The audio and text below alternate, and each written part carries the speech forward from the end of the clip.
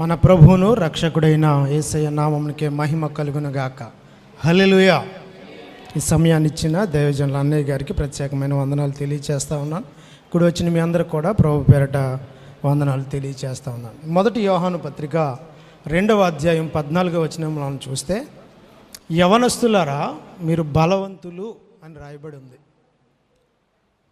ఎవరు బలవంతులండి? యవనస్తులు. నిజమే, యవన కాలంలో బలంగానే ఉంటారు. కానీ నేను చెప్పాలనుకున్నది శారీరకమైన బలము గురించి నేను మాట్లాడట్లేదు, కానీ ఆత్మీయ బలము కలిగిన వారు ఎవరు అని మనం ఆలోచన చేస్తే ఆ క్రిందే రాయబడి ఉంది, దేవుని వాక్యం మీలో నిలిచి ఉంది కనుక మీరు బలవంతులు. అంటే బలముగా మనం జీవించాలి, ఆత్మ బలము కలిగి జీవించాలంటే తప్పనిసరిగా మన జీవితంలో వాక్యాన్ని ధ్యానించేవారిగా ఉండాలి.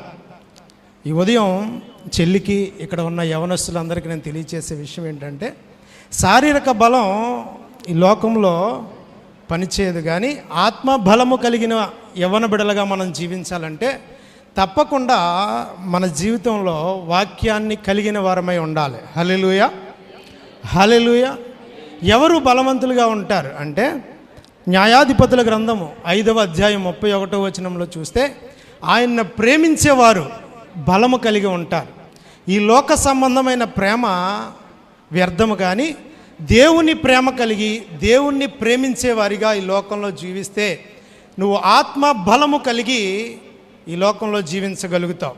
ఈ లోక ప్రేమలు వ్యర్థం కనుక దేవునిని ప్రేమించేవారిగా యవ్వన బిడ్డలు, ఈ వేదిక మీద ఉన్న చెల్లి, దేవునిని ఎరిగిన వారమై దేవుణ్ణి ప్రేమిస్తూ ఆత్మ బలము కలిగి జీవించాలని ప్రేమతో మీకు తెలియచేస్తూ ఉన్నాను. ఎవరు బలవంతులు అని మనం ఆలోచన చేస్తే, యోబు గ్రంథం 17వ అధ్యాయం 9వ వచనాన్ని చూస్తే, నిరపరాధులు అంతకంతకు బలము కలిగి ఉంటారు, నీతిమంతులుగా ఆయన మార్గమును విడువక నడుస్తూ ఉంటే నిరపరాధులుగా తీర్చబడతాం.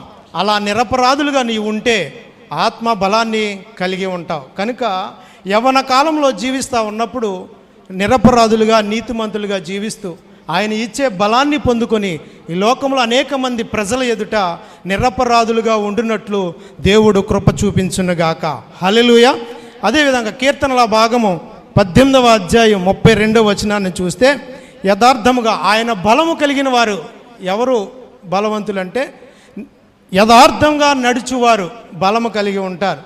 దేవుని బలాన్ని కలిగి ఉండాలి అంటే తప్పనిసరిగా ఈ లోకంలో జీవిస్తూ ఉన్నప్పుడు యథార్థముగా సత్య ప్రవర్తన కలిగి ఏమాత్రము మన నోట అసత్యము లేకుండా దేవుని సన్నిధిలో ఎదగాలని ప్రేమతో మీకు తెలియచేస్తా ఉన్నాను. కనుక యవనస్తులారా మీరు బలవంతులు. ఎప్పుడు అంటే వాక్యం నీలో ఉన్నప్పుడు, దేవుని నువ్వు ప్రేమించినప్పుడు, ఆయన సన్నిధిలో నిరపరాధులుగా నువ్వు జీవించినప్పుడు, అంత మాత్రమే కాదు, యథార్థంగా ఆయన మార్గంలో నువ్వు నడిస్తే బలవంతులుగా తీర్చబడతావు. ఈ లోకంలో బలము కలిగి జీవించినంత మాత్రం ఏమాత్రం ఉపయోగం లేదు, కానీ దేవుని సన్నిధిలో బలము కలిగి జీవిస్తే ఆయన వచ్చే రాకడకు మనందరము ఆయన సన్నిధిలో నిలవబడడానికి ఏ మాత్రం అవకాశం లేకుండా ఉంటుంది. కనుక ఈరోజు ఈ వాక్యం విన్న వేదిక ముందు ఉన్న యవనస్తులకు, వేదిక మీద ఉన్న చెల్లికి నేను తెలియచేసే విషయం ఏంటంటే, యవ్వన కాలంలో దేవుని బలము కలిగి మనందరము జీవించుదుముగాక.